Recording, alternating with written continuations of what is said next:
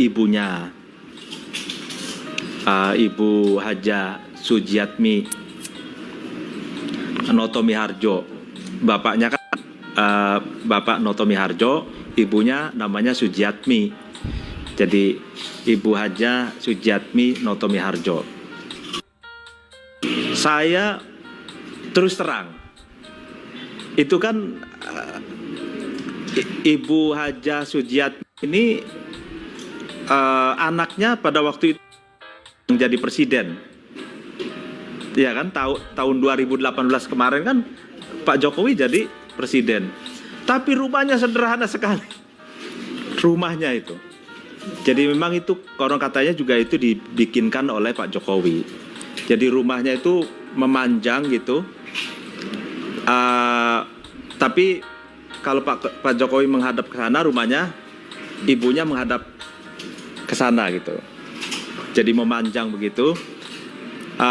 Rumahnya sederhana, paling di depannya itu ada taman berapa meter gitu. Terus ada parkiran mobil, cukup satu mobil saja gitu, tapi nggak ada mobilnya di sana.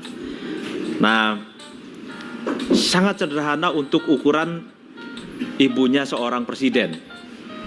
Sangat sederhana. Nah, tidak tingkat, rumahnya biasa gitu. Nah, saya juga sederhana sekali. Ketemu pakaiannya sederhana lagi. Ibunya pakai jilbab, pakai gamis biasa gitu.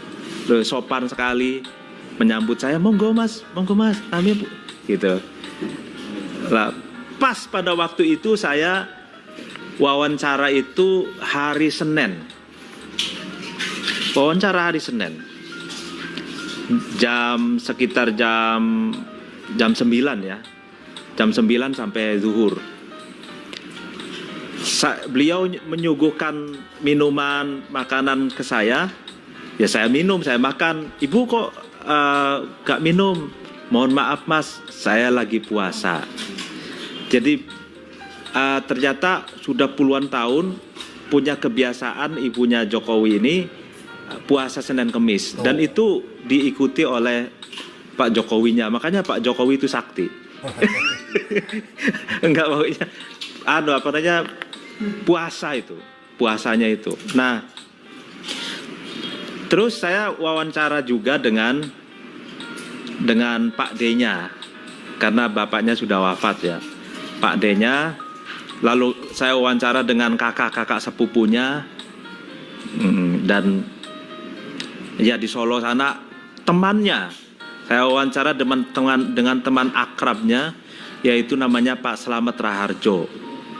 Nah, Pak Slamet Raharjo inilah semenjak muda bersama-sama terjun di bidang furniture atau mebel, ya perkayuan lah, bersama bareng-bareng dengan Pak Jokowi. Nah, tapi yang menarik lagi, amalan yang bisa kita amalkan, ya kan, amalannya ibunya Pak Jokowi itu sangat penting. Itu mungkin dengan amalan itu sehingga memiliki anak yang sukses gitu. Ada di buku ini.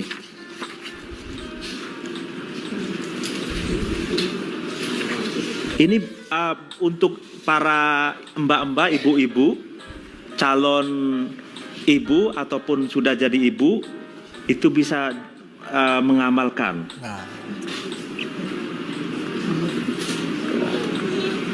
Di mana ini ya? Wirid harian. Nah, wirid harian di halaman 85. Nah, ini Ibu Haja Noto itu setiap hari nih istiqomah membaca surat Al-Fatihah sebanyak 100 kali, membaca surat Alam Nasroh 3 kali, surat An-Nasr dan surat Idza Jaa Nasrullah 3 kali, dan Asma al-A'dham atau Asmaul Husna. Ini dibaca kalau beliau membacanya setelah sholat selama puluhan tahun. Puluhan tahun. Sebelum Jokowi lahir. Jadi khusus itu untuk anaknya. Jadi 100 Al-Fatihah, lalu kemudian Asma al-A'dham, Asmaul Husna, Alam Nasroh, Idza Jaa, lalu kemudian An-Nasr. 3 kali. Nah ini bisa kalau punya amalan-amalan begini, siapa lagi kalau bukan orang NU ya? Iya kan? Iya. Kalau selain NU ini bid'ah ini. Iya kan? Nah, lalu itu doa. Ini kan doa yang bisa kita apa? Yang bisa kita amalkan. Dan ini saya tanya ijazahnya dari mana? Ijazahnya dari pendiri pondok pesantren yang di Solo itu tertua itu, pesantren yang itu dia Nafi Al-Mu'ayyad. Jadi itu pendiri berapa puluh tahun yang lalu. Ya, itu ijazahnya dari situ.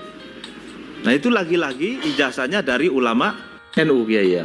Nah, ya, pemirsa, demikian telah kita ikuti bersama sebuah kisah dari silsilah keluarga Bapak Presiden ke-7 Republik Indonesia, Bapak Joko Widodo, yang mana dikisahkan atau diceritakan langsung oleh penulis buku Ulama Bertutur tentang Joko Widodo, yakni Bapak Mukti Ali, yang mana telah diceritakan secara gamblang, dan tentu saja apa yang diceritakan oleh beliau adalah setelah melakukan atau hasil dari sebuah penelitian yang saksama dan valid, karena mewawancarai langsung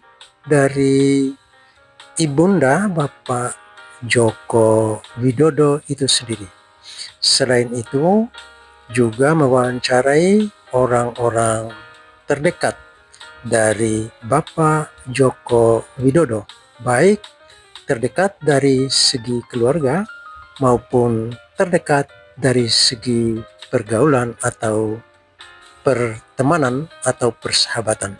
Pemirsa, silsilah yang dikisahkan oleh Bapak Mukti Ali adalah kisah yang valid karena beliau sendiri yang melakukan penelitian mengenai silsilah keluarga Bapak Joko Widodo itu sendiri, dan beliau menyusun bukunya dengan judul Ulama Bertutur tentang Jokowi. Pemirsa, mudah-mudahan bermanfaat sehingga tidak lagi banyak cerita yang dikaitkan dengan hal yang hanya menduga-duga atau berdasarkan perkiraan yang tidak jelas. Pemirsa, semoga bermanfaat. Terima kasih atas segala perhatian dan mohon maaf atas segala kehilafan. Assalamualaikum warahmatullahi wabarakatuh.